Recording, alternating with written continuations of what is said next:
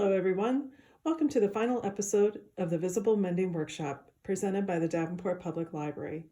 Remember, all of the episodes from the workshop have been saved to the Davenport Library YouTube channel, so you can refer back to any of them at any time. Today we're going to be sewing our final project, a drawstring bag. This is completely optional, but it's a fun way to use the fabric that we've been using as samplers over the past few weeks. If you search for a simple drawstring bag pattern on the internet, you'll find dozens of variations. The one I chose is from a YouTube tutorial by Svetlana Sotak. Her channel is Sotak Handmade, and I'll link that in the notes below. And she has lots of videos with clear instructions. She's also written this book, That Handmade Touch, which we have at the library. It has lots of great patterns for bags, quilts, pillows, all sorts of interesting things. I like this drawstring bag pattern because the drawstring channels are easy to install, it has a simple lining, and it's easy to hand sew if you would prefer.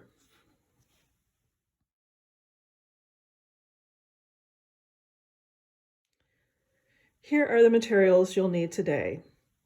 Fabric shears, a safety pin, some sewing thread, and sewing needles. Now, you do have the option of sewing this with a machine, and that's fine too. That makes it go really fast.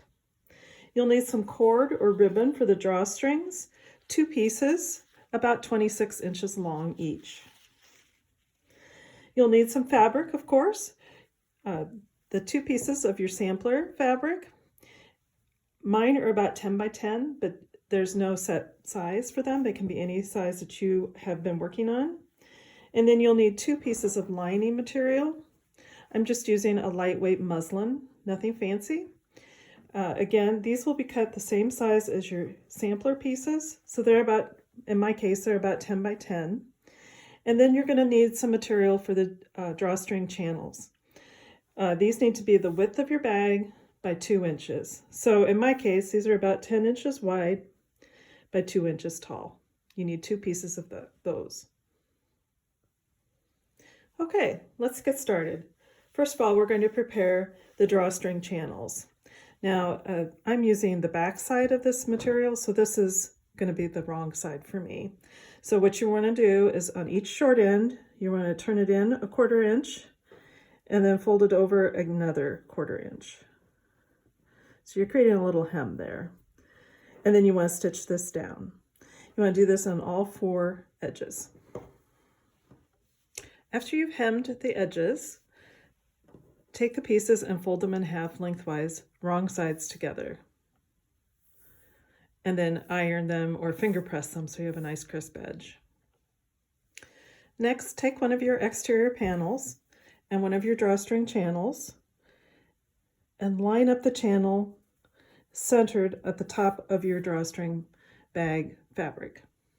You're going to have a little bit of room here on either end. Make sure it's even. And then take one of your lining pieces and place it right side down on top.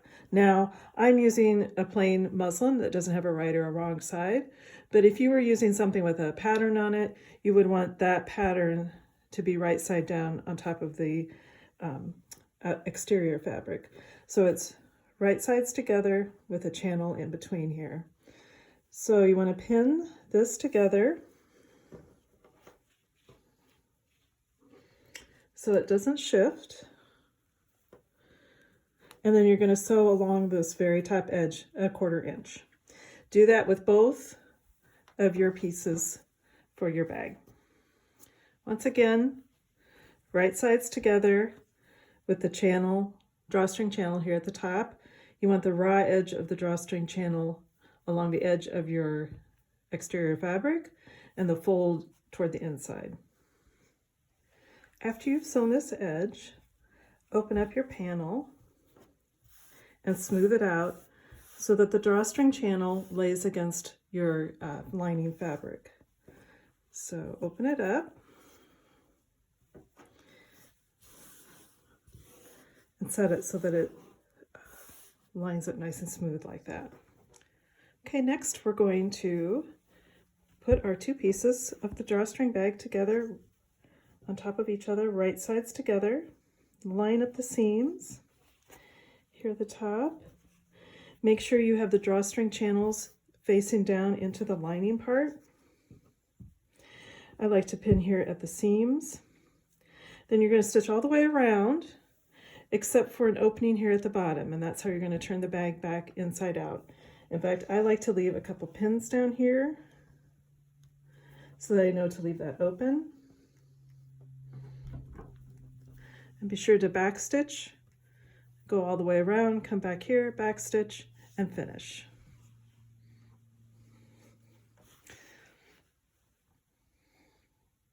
Okay, I've stitched all the way around, leaving an opening here at the bottom of the lining, and I back stitched at the edges.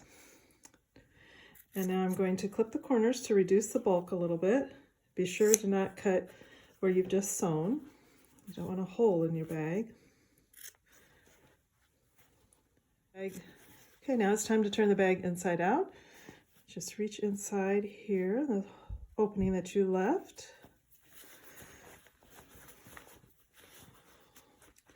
You can leave a larger opening, that makes it a lot easier to turn it inside out. You will have more to stitch closed then, of course, but it works. So turn it inside out. A good idea is to kind of press these seams just with your fingers and your hand. Help them lay flat. And be sure to really push out the corners.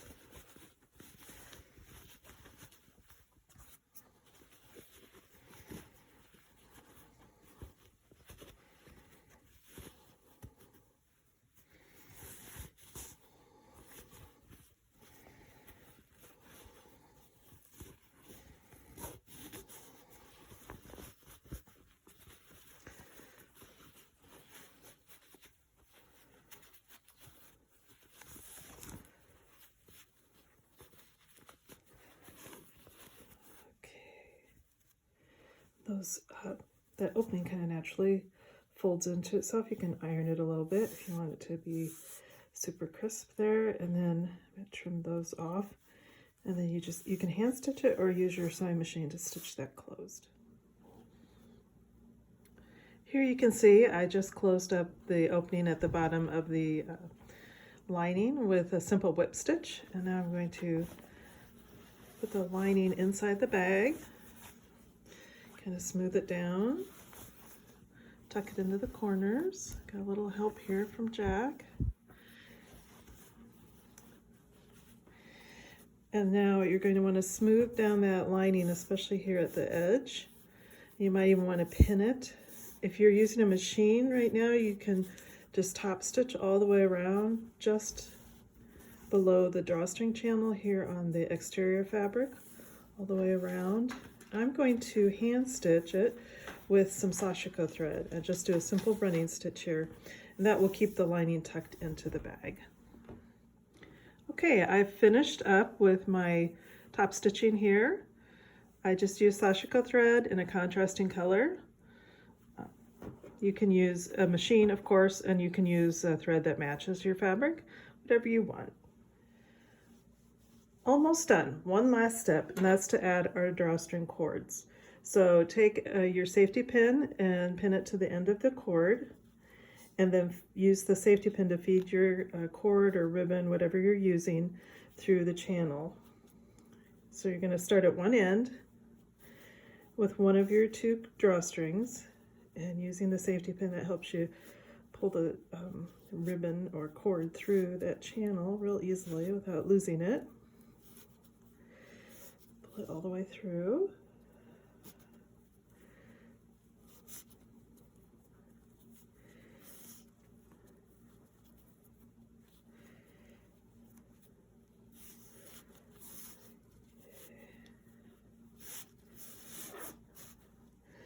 Don't pull it. Be sure to not pull your ribbon all the way through. You'll have to start over. And then bring it. So I went down one side and now I'm bringing it through on the other side.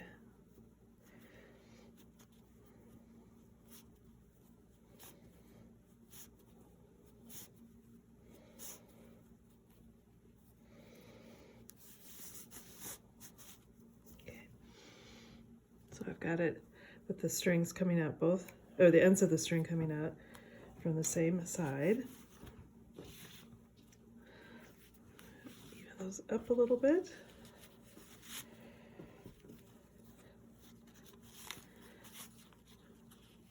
And then I'm going to tie a knot on the end here.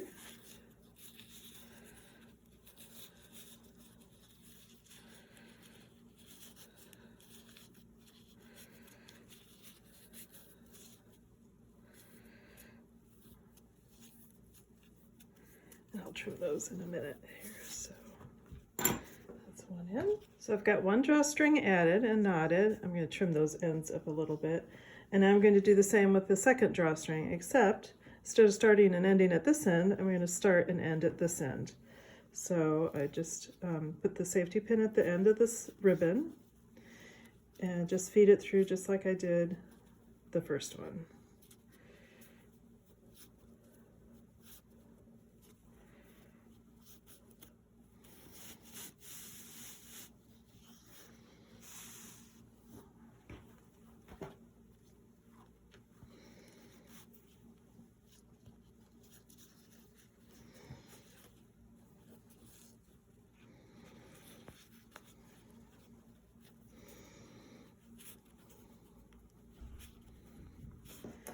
Okay, we're going to even up our ribbon here a little bit, and I'm going to tie a knot on this end.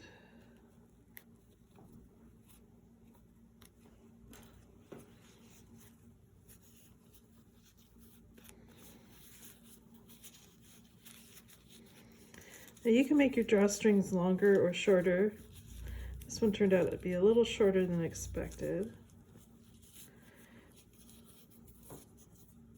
Okay, I straightened up the ends of the ribbons a little bit, and it's all done. One reason why I like this style of drawstring bag so much is that it's so easy to open and close. You just simply pull, and it's so quick to put together. I'm sure you'll find lots of uses for a fun little bag like this, and you have all your examples of different kinds of patching handy.